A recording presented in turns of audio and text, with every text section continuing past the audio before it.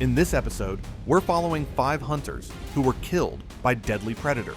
From an experienced hunter caught between a grizzly and its fresh kill, to a seasoned tracker following blood into water he couldn't see through. The terror begins in Montana, where Leland Wickham walked past a fresh kill without realizing what was still nearby. It was October 14th, 2015, in the Absaroka Beartooth Wilderness of southern Montana. The terrain consisted of dense lodgepole pine mixed with open meadows, and recent snowmelt had left the ground soft and quiet underfoot. Leland Wickham was 34 years old, a machinist from Billings who had drawn an elk tag after years of applying. He had been hunting for nearly a decade, but had limited experience in grizzly country. He was carrying a compound bow, a canister of bear spray, and basic camping gear. His plan was to hunt a drainage, known locally for elk activity during the rut. The fog had begun to lift slightly as he moved deeper into the area, though visibility remained limited in the dense timber. He moved slowly, scanning for elk sign and listening for movement in the brush. Leland had been walking for some time when he spotted a well-used game trail cutting through a meadow. Fresh tracks pressed into the soft earth indicated recent elk activity, and he followed the trail deeper into the drainage. The wind was blowing steadily from the northwest. The forest around him was quiet except for the occasional call of a raven overhead and the soft crunch of his boots on damp ground.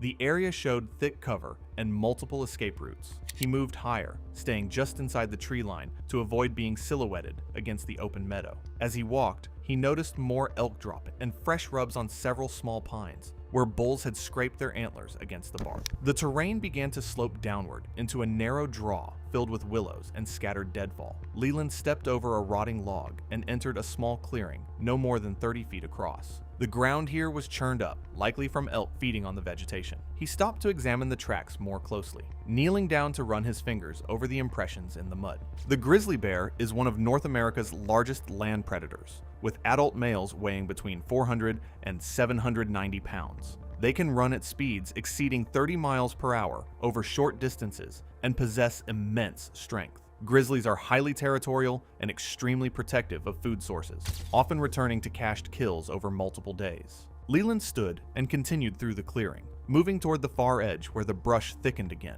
He caught movement ahead through the trees. A large grizzly stood near a deer carcass he had passed earlier, roughly 40 feet away. The bear's head lifted, and it locked eyes with him. Leland froze. The bear dropped to all fours and began moving toward him, ears pinned back. He reached for his bear spray and managed to pull it from the holster. The bear broke into a charge, closing the distance in seconds. The impact knocked Leland onto his back before he could deploy the spray. The canister flew from his hand and landed several feet away. The bear's jaws clamped onto his left shoulder, and teeth punctured through his jacket and into muscle. He tried to roll onto his stomach to protect his vital organs, but the bear's weight pinned him in place. The bear released his shoulder and bit down on his upper back, just below the neck. The force fractured his scapula and tore through soft tissue. His right arm went limp. The bear shifted its position and bit into his side, tearing through his ribcage. Leland's legs kicked weakly against the ground, his boots scraping through the mud and leaves. The bear continued its assault, biting repeatedly at his torso and limbs. Leland's body convulsed as shock set in from the massive trauma. His breathing became rapid and shallow, then irregular. The attack lasted approximately 45 seconds of continuous mauling before the bear suddenly stopped and moved back toward its cached deer carcass. Leland lay motionless in the clearing, his body broken and bleeding heavily. He lost consciousness within seconds from blood loss and shock. He died roughly 3 minutes after the attack ended, alone in the clearing as the bear fed on its original kill 30 feet away. The bear remained in the area for several hours. Evidence later suggested it returned to Leland's body after dark and fed on the remains before dragging what was left into dense brush approximately 50 yards from the attack site. Leland had told a friend he would check in by radio that evening. When no contact was made, the friend drove to the trailhead the following morning and found Leland's truck still parked. A search was organized, and his body was located the next day. Evidence at the scene included deep claw marks on his torso, severe tissue damage to his shoulder and back, and catastrophic injuries throughout his body. Significant tissue loss indicated the bear had returned to feed after death. His bow was found lying in the clearing near the initial contact point, and the bear spray canister was located several feet away, unused. The deer carcass nearby showed signs of recent feeding, and large tracks consistent with an adult male grizzly were documented throughout the area. Leland had walked past every warning sign and paid for it with his life. In the forests of Colorado, another hunter sat motionless in a tree stand, unaware that he was already being stalked. It was August 22nd, 2015, in the San Juan National Forest of southwestern Colorado. The terrain was steep and rocky, with dense underbrush and limited sightlines in most directions. Rafe Madrigal was 41 years old, a contractor from Durango who had been bow hunting mule deer for over 15 years. He was familiar with the area and had scouted it multiple times during the summer. He had set up a portable tree stand along a game trail that showed heavy use, roughly 12 feet off the ground, and positioned to overlook a small clearing. The clearing in front of him was roughly 20 yards across, bordered by thick oak brush and scattered boulders. Fresh deer tracks crisscrossed the soft dirt, and several well-worn trails converged near a small seep where water trickled down from higher elevation. Rafe had seen multiple bucks using this area during his scouting trips. The sun was beginning to drop behind the ridge to the west, casting long shadows across the forest floor. The mountain lion, also called a cougar or puma, is a solitary ambush predator that can weigh between 80 and 220 pounds, with males typically larger than females. They are capable of leaping distances exceeding 40 feet horizontally and 15 feet vertically. Rafe had been in the stand for over an hour when he heard a faint rustling behind him, coming from higher up the slope. He turned slowly, but saw nothing through the dense vegetation. The sound stopped. Several minutes passed in silence. He scanned the clearing below, watching for any movement. A squirrel chattered somewhere in the canopy above him, then went quiet. The forest felt unusually still. A large mountain lion was moving along a fallen log roughly 30 feet away and slightly above his position on the hillside. It was watching him. Rafe remained motionless. The lion continued forward, using the terrain to stay partially concealed behind brush and rocks. It reached a rock outcrop roughly 20 feet away and crouched low, its body tense and its tail twitching slightly. The light was fading rapidly now. Rafe waited, but the lion remained in position, watching. After nearly 20 minutes of this standoff, with darkness approaching, he made the decision to descend. He moved slowly, keeping his eyes on the lion's last known position as he carefully lowered himself from the platform. His boots touched the ground, and he reached for his bow, which he had lowered on a rope moments before. The lion attacked the moment he turned away from the tree. It had circled silently during his descent and launched from behind, covering the distance in 2 powerful bounds. The impact drove Rafe forward onto his hands and knees. The lion's jaws clamped immediately onto the back of his neck, just below his skull. The bite was crushing, and Rafe felt immediate pressure on his throat and spine. His hands came up instinctively, trying to reach behind him, but the lion's weight kept him pinned, face down against the ground. The lion maintained its suffocating grip, its jaws locked around his neck. Rafe's body thrashed weakly beneath the animal, his legs kicking against the dirt and his fingers clawing at the ground. The pressure on his throat was constant and overwhelming.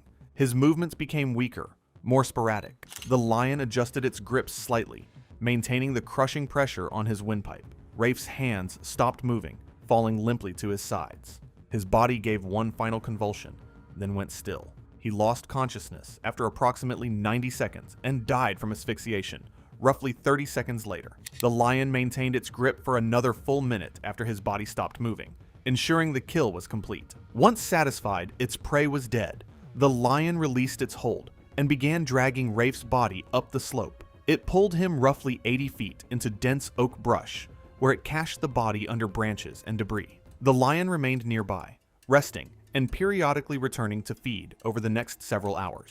Rafe's wife reported him missing when he failed to return home that night. His truck was found at the trailhead the following morning, and his body was located later that afternoon by a search team. The scene showed clear signs of a mountain lion attack. His neck had been severely damaged, with deep puncture wounds consistent with a large cat's suffocating bite and crushed cervical structures. Significant tissue loss from his upper back and shoulders indicated feeding had occurred after death. Drag marks led from the base of the tree stand into dense cover, where his body had been cached under branches and debris. A mountain lion ended the hunt in seconds, attacking from behind as the hunter descended at dusk. Down in the swamps of Louisiana, another hunter would learn that some predators don't need to be seen. They strike from below. It was November 9th, 2014, in the Atchafalaya Basin of south-central Louisiana.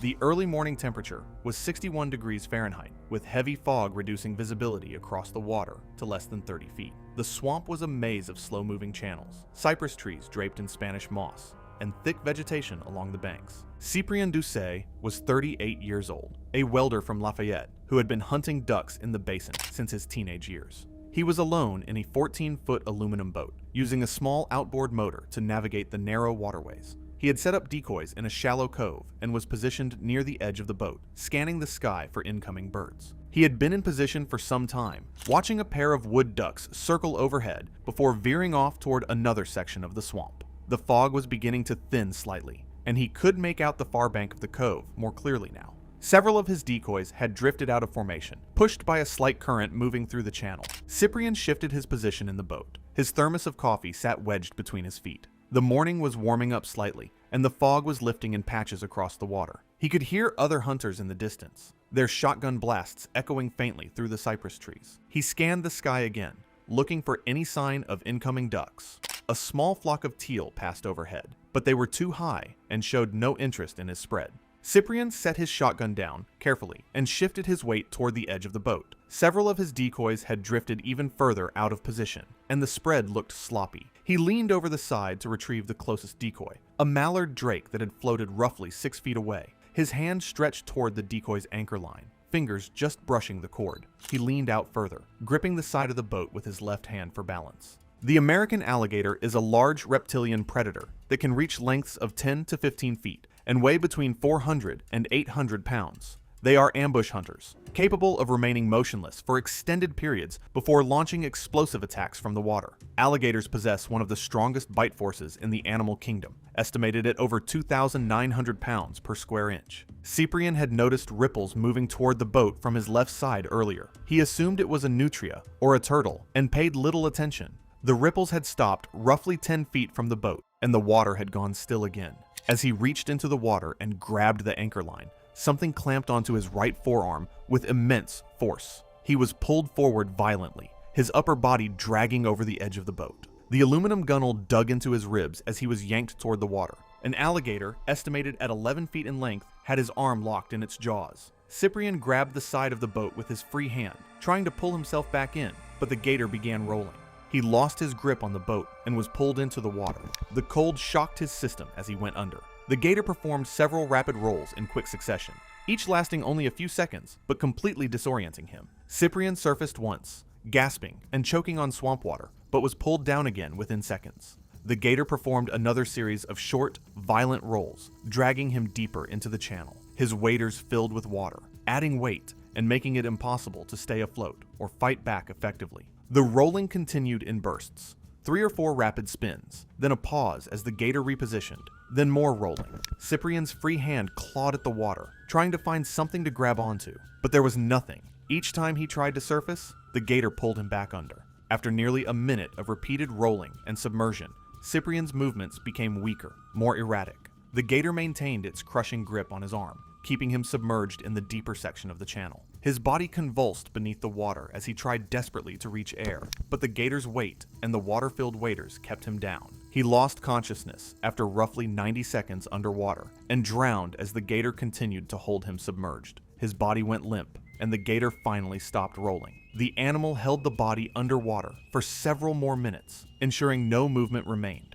Only after Cyprien had been dead for some time did the gator begin to tear at the arm and shoulder, dismembering the body before wedging what remained beneath submerged logs in the deeper section of the channel. Cyprien's boat was found drifting in the cove later that morning by another hunter with his shotgun still inside and the motor off. His body was recovered 3 days later, approximately 200 yards downstream from where the boat had been found, lodged beneath debris in roughly 8 feet of water. The remains showed extensive trauma consistent with an alligator attack. His right arm had been severely damaged with spiral fractures and significant tissue loss, and there were deep puncture wounds and crushing injuries to his torso with evidence of post-mortem feeding. His waders were torn in multiple places, and tissue damage indicated he had been submerged and rolled repeatedly. Water was found in his lungs, confirming drowning as the cause of death. Cyprien drowned in murky water, while an alligator held him beneath the surface. Thousands of miles away in South Africa, a hunter on what should have been a controlled safari would discover that captivity doesn't eliminate a predator's instincts. It was March 17, 2016, at a private game reserve in the Eastern Cape province of South Africa. The afternoon temperature was 82 degrees Fahrenheit, with clear skies and a steady breeze moving through the acacia trees and dense bush.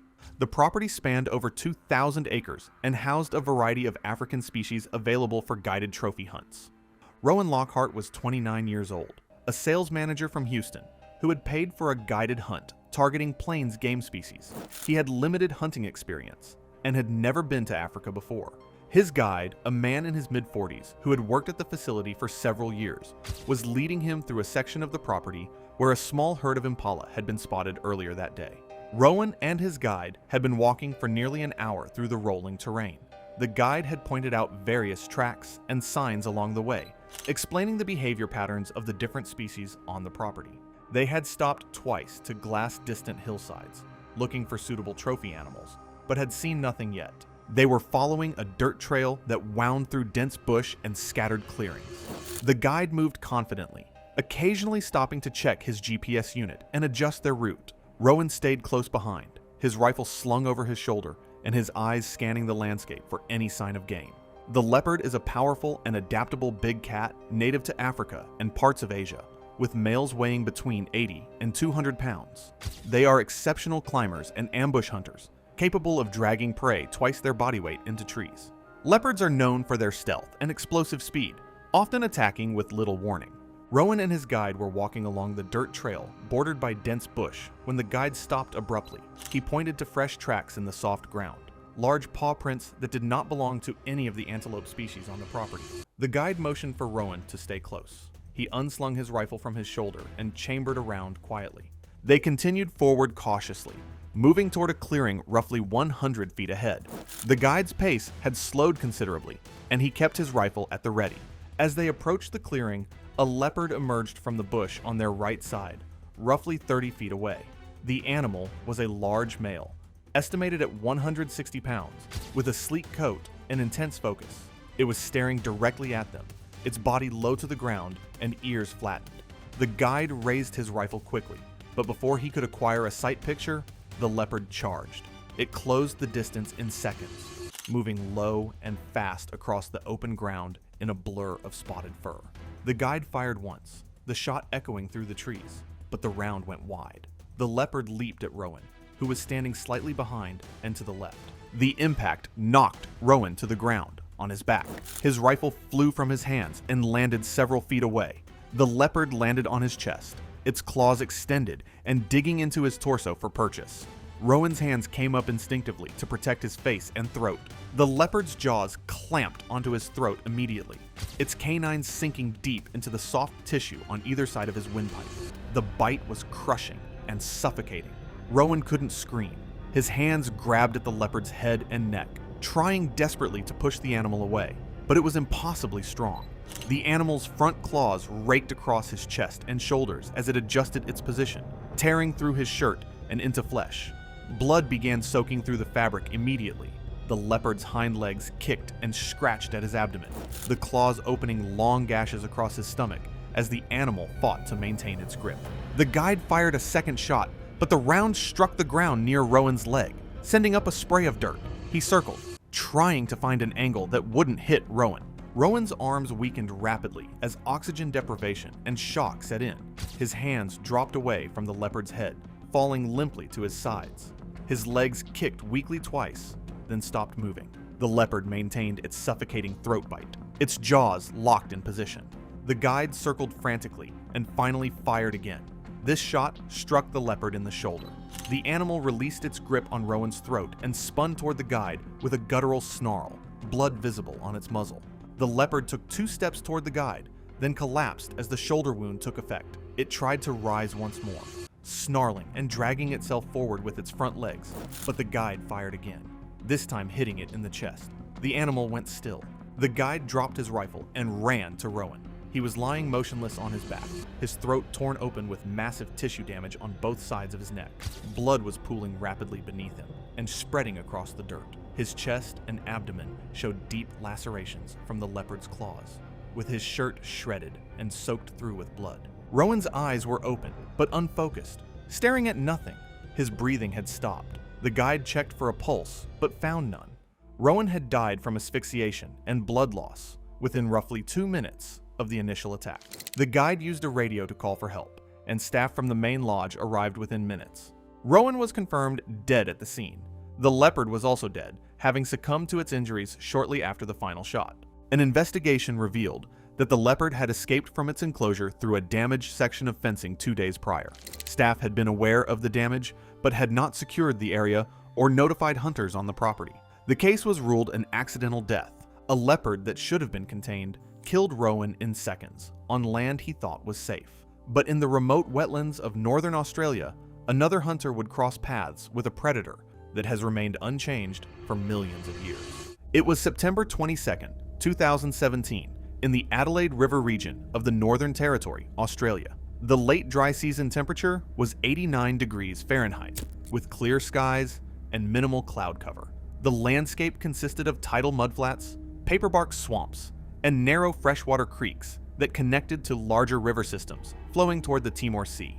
Matthias Esparza was 36 years old, a mechanic from Darwin who had been hunting feral pigs in the Northern Territory for over a decade. He was experienced in the terrain and comfortable navigating the thick scrub and shallow water crossings common in the region. He was carrying a lever-action rifle and had been tracking a large boar for nearly 2 hours. He had wounded the animal earlier that afternoon with a shot that hit too far back, and the boar had fled into dense cover near a tidal creek. Matthias was following a blood trail that led directly toward the water.